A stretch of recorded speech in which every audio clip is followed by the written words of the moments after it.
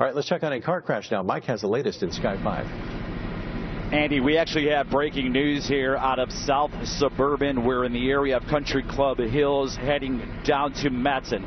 We've got a high-speed pursuit here. The person that they're looking for here in this black Chevy, a stolen vehicle with a window shot out. They've been pursuing this vehicle now for the better part of about 15 minutes. Southbound in the cornfield here, right by Harlem Avenue, heading towards US 30. This pursuit's gone about 40-50 miles per hour. Several officers are joining in here, so we're about a mile west of I-57. This vehicle is heading southbound.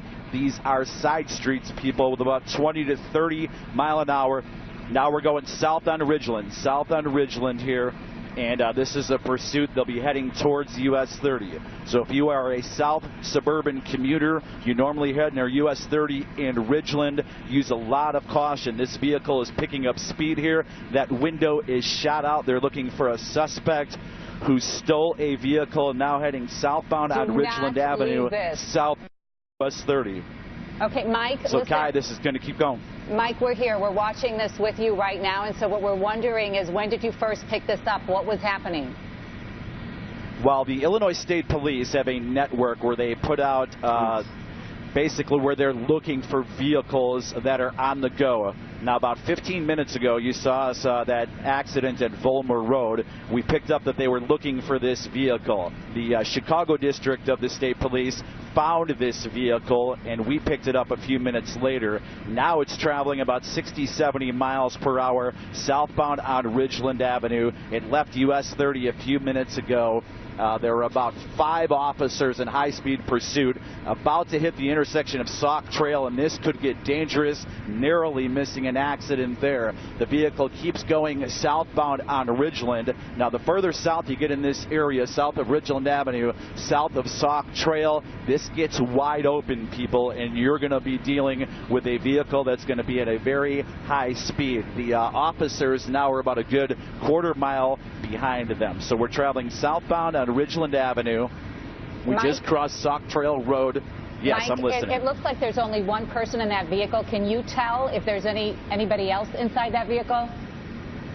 The way they have described this in the search, there is one person. You can see the driver's side window is actually shot out.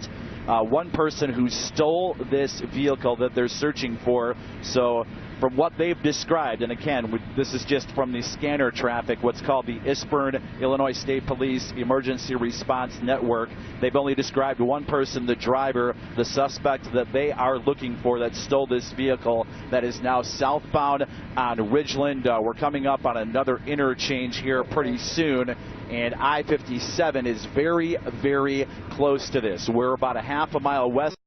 57, so there's a chance that this vehicle could take it to the expressway. They continue, though, south on I-57, well south of Sauk Trail Road. So we're going to be heading down to the Bradley-Bourbonnais area pretty soon. I know that you're on a really, really close shot there, and you're talking about the police that are behind them. Can we look at a little bit wider shot so that we can get a better perspective of that? That would be great, and maybe also see what's in front of that vehicle, which it looks like no one, luckily, as he's making this chase. We don't want to lose the vehicle, and the police, unfortunately, they've been trying to chase this vehicle. It's really picked up speed here southbound on Ridgeland, heading towards I-57. And as we look out the window, there really aren't any police within about a good half a mile of this vehicle. They're communicating with each other. How fast do you think that guy's going, Mike? Based on how fast we're going right now, I would say about 80 to 90 miles an hour. There's another interchange here near the Crete-Money Road and I-57. He's about to come up. There's a semi in front of this. Again, caution for people who are watching here. This can result in an accident pretty quickly. Now he crosses Crete-Money Road, tried to turn. Oh, and there's the accident. All right, so here's the accident. I believe we're at Crete-Money Road. The vehicle involved in the accident. Now you've got the person who was in the vehicle. This is the suspect that they were looking for, and his hands heading on his belt eastbound there, so we got to be careful towards with the camera I-57. shot. We got to be careful with the camera shot here because, okay, he's taking his sweatshirt off, running through a field. We trying just to get the watched sweatshirt up. That car crash. It tried to make the turn there at the intersection. It looked like the one person who was in that car bailed and is now running. I think you made a really good point, Stefan, here. He keeps on holding on to something right around his waist. We're not sure what that is. And Mike, how far are police from this guy right here? The police are coming in right now. The police are coming in right now. We don't want to lose the shot of this person, and hopefully now it's into basically you can see a field with a lot of trees. We are near the expressway. We're just west of I-57 here by Crete Money Road. We're not sure if this person is injured. Now it looks like he may be exhausted, and yeah, the suspect may have been injured, and person on the ground. It looks like the pursuit has come to an end here. Wow. Again, we've got state troopers, and we had a lot of folks. This started in the Country Club Hills area and has come to an end here. We're near Crete Money Road. We are just west of I-57. This pursuit has come to an end. And again, another dangerous situation. We saw this on the west side last year. No accidents involved, fortunately, and no serious injuries as the arrest is made here on Crete Money Road. We are just west of I-57. Mike, we really appreciate you staying on this. This has been just remarkable to watch happen live here on television. If you could just recap one more time before we go to break here exactly where this started and how it ended here.